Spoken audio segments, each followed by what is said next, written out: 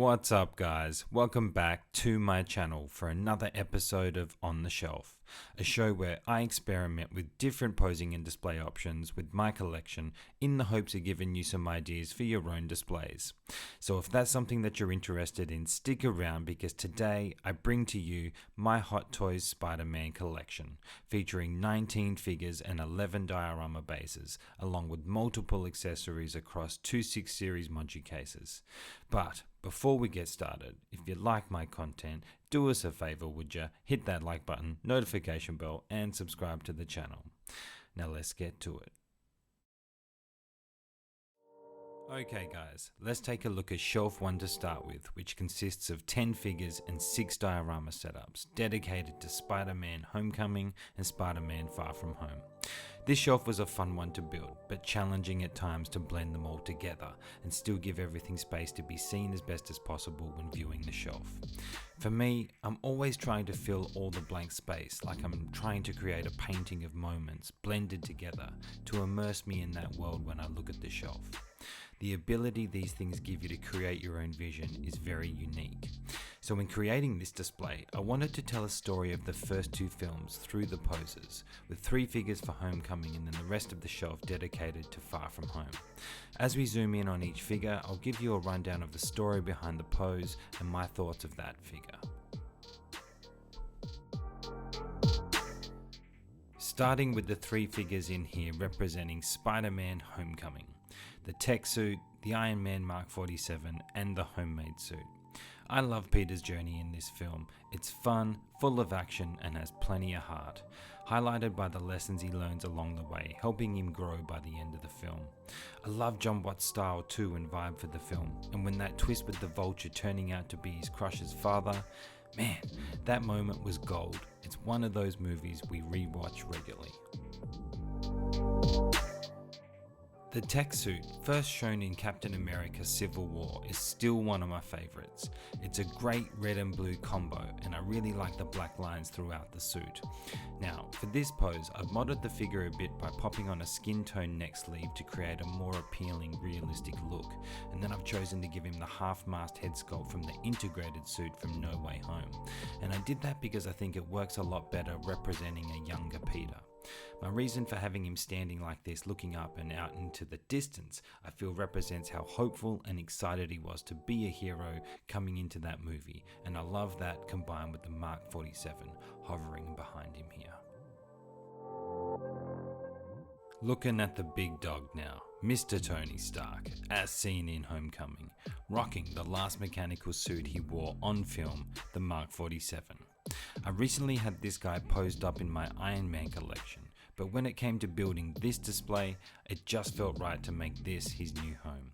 I love the relationship between Tony and Peter, and as always, Tony was hilarious in this movie, all the while teaching Peter an important lesson that he himself learned in Iron Man 3. For the pose, it's nothing crazy, just hovering in the back, making use of the blaster effects, and this figure doesn't come with a stand that uses a flagpole, so I'm using the base that come with the original Mark 46 to have him hovering on. Moving on to the home suit Spidey, the final piece of the Homecoming segment. Such a fun figure to pose, and I usually have him doing athletic swinging poses because he can do them safely due to the material of his outfit. But this time around I chose to do my own interpretation of that moment from the film where Peter proves to himself that he doesn't need the fancy suit to be Spider-Man, and he gets himself out of the rubble by believing in himself. It was a very heroic moment for him in the film. Now for the fun part, to create this concrete and rubble look for him to be lifting up, my lovely daughter Mila helped me make this. We took the base he comes with and covered it with foam first. After doing so, Mila weathered up the foam by creating cracks and holes in the rubble before painting it with white, black and grey paint. I love how this turned out, and it's definitely got special meaning because Mila made it for me. Okay, so now let's take a look at the Far From Home portion of the display, which takes up the majority of the shelf, consisting of 7 figures, 4 dioramas, along with lots of additional accessories and drones to fill the space. For the drones, I've just got them blue tacked to the back of the cabinet too, and they hold up fine. Again, another great adventure. This film was another fun ride with tons of comedy, action, drama, and heart. Peter learns more valuable life lessons, begins trusting his instincts or his tingle, and takes responsibility for his decisions, growing more again by the end of this film. Beginning the Far From Home display, I'm trying to convey the story of Peter's journey in the film. So with the stealth suit and Molten Man diorama base, I wanted Spidey interacting with it, and so for this I have him reacting to getting attacked as if he's burst through the ground below, trying to take him by surprise. My reason for that is, at this point in the film, he was fooled by Mysterio and didn't know what was going on. He wasn't yet in tune with his senses. For this angle, I have a plastic riser underneath at the back of the base, propping it up a bit as to show more of the base, and then I have some of the digital effects that come with the homemade suit paired with it to convey it's all part of the illusion. Moving on to Mysterio, standing atop a drone, cape blowing in the wind, along with the kit-bashed Quentin Beck in the back, wielding his influence. I feel like Mysterio was the perfect villain for Peter in this film. His very presence pushed Peter to tune into his senses and instinct out of necessity to be able to beat him. For the display, I have the drone on the base with more digital pieces around it, one on the ground and one behind his legs hiding the flight pole I used to secure him safely on top here. Then on each side we have green smoke effects to cap off the look. To achieve the cape flowing in the wind, all I've done is wrap 2 long wires around the flagpole, and then I have them bent upwards for the cape to rest on. This allows more space visible behind him to have Quentin in the back, lurking.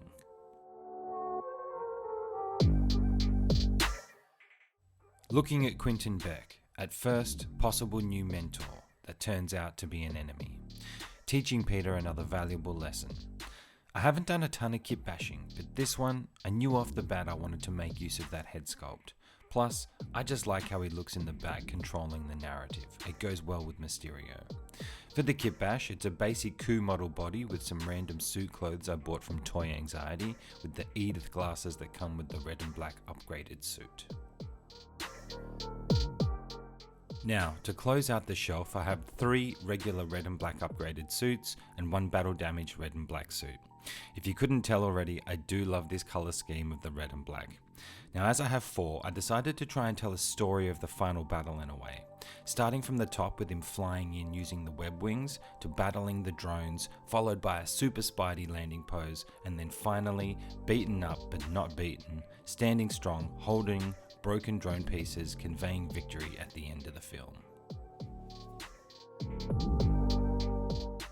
Looking at Spidey with the web wings, using the building base that comes with the battle damaged upgraded suit to prop him up. Even though these wings are a pain in the butt to use, I really wanted to have him flying in for this. 1, to fill that space up the top, and 2, to convey that moment of him flying into battle. I love that moment. For this, something different I've done is just place the wings on top of his back, as I didn't want to stretch out his arms, the way I would need to get them between his arms and sides. I think this looks better, especially when viewing from where I view it from on the shelf. Finally, I have him just resting on some foam on the waist grabber so it doesn't dig into his suit. You gotta do that to protect the suit, otherwise it will dig in. Moving over to Spidey battling a drone, I have him using web accessories to convey him pulling at it while stomping on it, crushing it into the water, and for that I'm using the water diorama base that came with the Aquaman figure. Another reason I wanted to include water on this side is because he fought them over water, but also he fought a water elemental, so having fire with the Molten Man on one side and the water on this side I think plays well, representing the elemental threat that Mysterio created. For the pose, it's pretty simple. I just let the moment of what's happening dictate how I'd pose him up, interacting with the drone.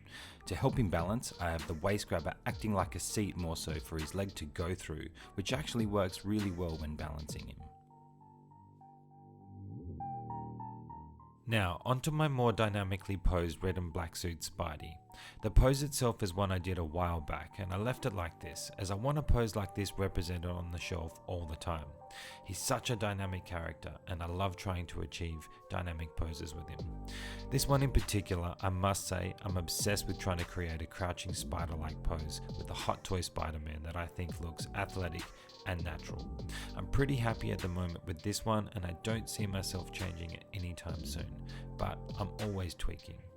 Lastly, here's a not so pretty angle so you can see how I have the head resting on the top of the ball joint, so from front on you can get that look of him looking up much better. And all I'm doing is using blue tack in there to help hold it. Finishing up the shelf with the battle damaged upgraded suit using another neck sleeve cover with the half-mast head sculpt. Peter took a beating in this movie, but by the end of it he came out stronger. Now whilst the battle damage isn't very detailed, I appreciate the effort, and from a distance on the shelf it does the job for me in conveying the message that he took some damage. This is one of my favourite poses I've done for the shelf, and actually I did it quite a while back, and I haven't wanted to change it since. But to spice it up, I've got him holding some broken drone parts of a drone I broke to symbolise his victory over Mysterio at the end of the film. It's a nice cap to the story of the shelf for me. Okay guys, shelf number 2, dedicated to No Way Home, featuring 9 figures and 5 diorama bases.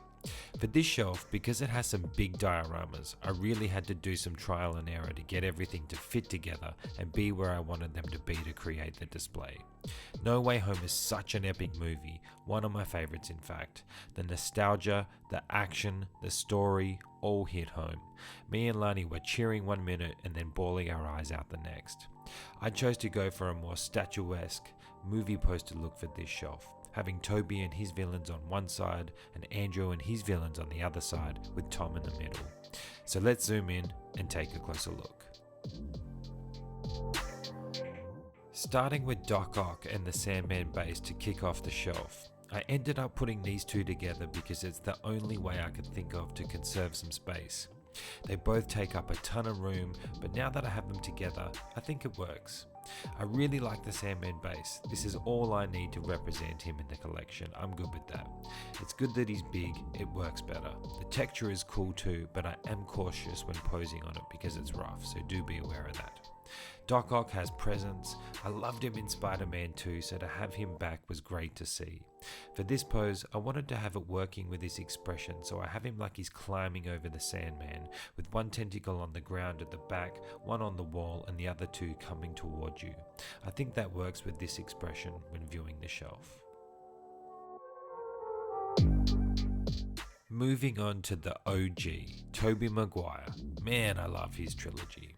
We just recently watched these again, and I find myself loving them even more the more I watch and the older I get. I'm so glad he came back for No Way Home, and because of that we got not just him, but Doc Ock, Goblin and Sandman to represent not just this film, but their other films if we want to. Spider-Man 2 is one of the best sequels ever made. The storytelling, through not just the writing, the way the film shot, the score, the acting, everything. So to be able to have Toby now here along with Doc Ock in the collection is a win for me. I chose to go with the head sculpt look. I think they did a good job. I do think the lighting and angle of the pose make a difference when viewing it, and how good it could come across though. Now, let's focus on the ghastly, ghoulish Green Goblin, standing atop his glider, holding some spicy pumpkin bombs for you. Willem Dafoe is iconic as the Goblin, both in Spider-Man 1 with Tobey and in No Way Home. His performance in No Way Home especially was fantastic, and I tell you, this figure doesn't disappoint in the looks department either. The head sculpt is pretty damn good, and the posable eyes he has allow some really cool posing options to amplify the uniqueness of his expression. To be able to fit the glider in the display with him on top of it, I did have to get creative. And I did by cutting a clear acrylic rod to connect to this 1/6 base. It works, but the size of my space doesn't allow for much movement, as you can see. Moving over to Doctor Strange. This version is actually the Multiverse of Madness release, as I prefer this version of him, so I thought it fitting to make this his home, as he's in the movie quite substantially. I really enjoyed his appearance in No Way Home, especially when he was chasing Peter. That whole sequence is one of my favourites in the film. This version is the best to date, I feel, in regards to the head sculpt, the likeness, plus all of the accessories he comes with, like this book that give you plenty of display and photography options.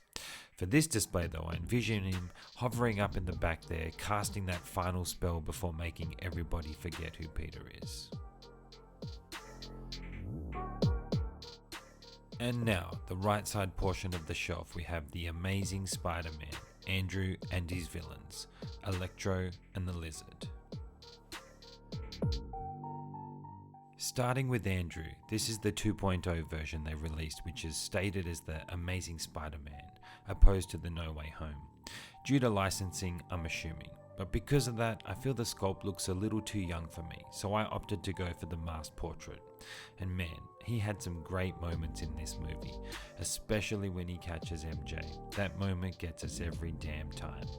So good to see him come back too. Now for the pose, it's nothing crazy. I went for a subtle tense stance with him holding the cure for the lizard and then propped him up on a riser in the back so I could get a better view between everybody else. I quite like his unique shaped head as well, and even though the lenses are darker than they're supposed to be, I'm cool with it.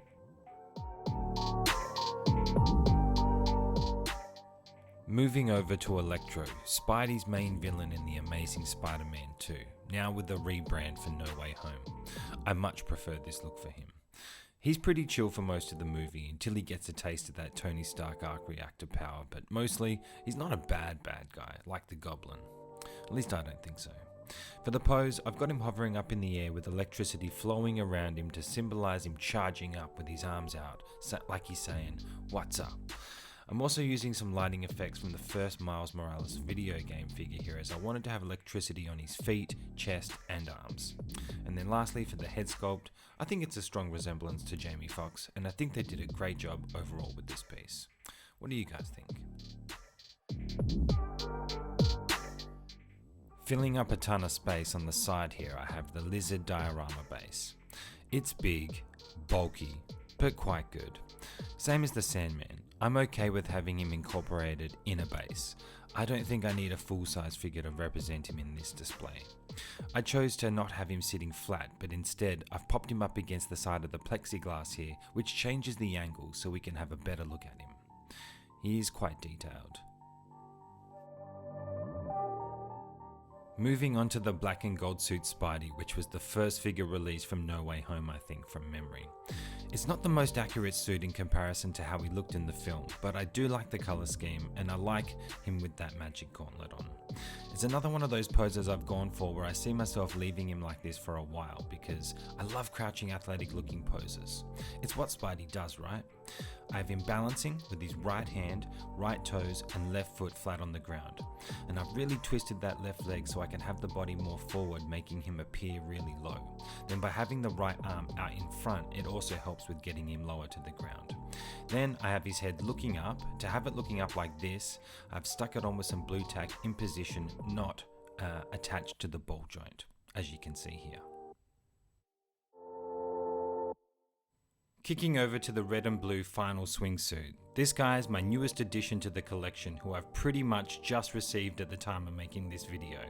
First impressions are, he's fantastic. The colours are so bright, though here I think that's because he's so close to the lights as I have him up quite high in the display. I love this look so much, I just want to have him straight up and down right now, just so I can admire how cool the colours are. They really are spectacular. So much so, for now I want to keep him in his full suit mode, even though he has the best Tom Holland head sculpt yet. The diorama base, it's cool and I'll definitely do more posing and photography with it at some point. I have it on top of a riser here to elevate Spidey higher so he's free from obstruction and you can see him shine amongst all the other figures. Either way, I can't wait to see more from this suit in Spider-Man 4. You know it's coming. Okay guys, the final figure to cover in my No Way Home display, figure number 19 in total. Paired up with the diorama base that comes with him, the integrated suit that Peter wears in the final battle, holding the Machina de Cavavas accessory. Then to cap off the look I wanted, I've chosen to give this guy the new head sculpt that comes with the red and blue suit, and I've again thrown on the neck sleeve to achieve a more realistic look. The head doesn't fit properly, so I'm using blue tack to keep it on, which works, and I really think this sculpt enhances this suit very much. For the pose, it's nothing crazy again, more statuesque. He's more of the centerpiece of this display, holding the box, contemplating the heavy decision he has to make at the end of the film. What I can say, this film is one of my favorites. The way they get Peter to where he is by the end of the film is fantastic. It's like the 3 first movies is his origin story. The whole display has been a long time coming and definitely a highlight of my collection. And that's it, guys and girls. I hope you've enjoyed this episode of On the Shelf and maybe got some inspiration for your own displays. I thank you all for tuning in, and if you haven't already done so, do us a favour, hit that like button, notification bell, and subscribe to the channel. Shout out to everyone who supports my channel, especially the Iron Legion. Your support means a lot to me, so much, and I am unworthy. Thank you. Lastly, we got reviews and unboxings, story theme posing showcases, display tips and tricks, plus live streams, including the rundown where we deep dive into film and TV. But for now, until next time, I'm out.